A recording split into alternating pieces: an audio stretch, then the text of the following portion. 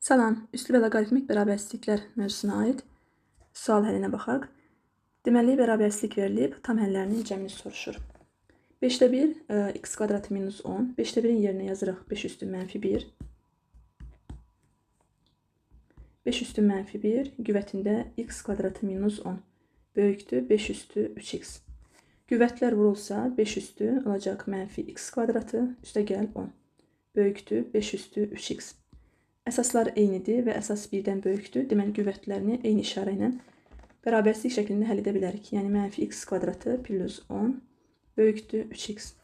Mənfi x kvadratı minus 3x minus plus 10 böyükdür 0.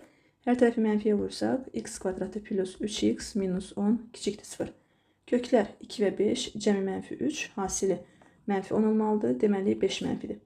Ədəd oxuna köklərini qeyd etsək, mənfi 5, 2.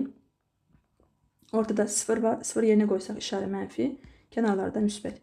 Kiçik olan aralıq lazımdır. Cavab mənfi 5-dən 2-yə kimi. Bizdən burada tam həllərinin cəmini soruşur. Tam həlləri mənfi 5, 2 aralığında mənfi 4, mənfi 3, mənfi 2, mənfi 1, 0, 1 və 2 daxil deyil. 1, müsbət 1 islah gedir. Cavab olacaq, deməli, mənfi 9.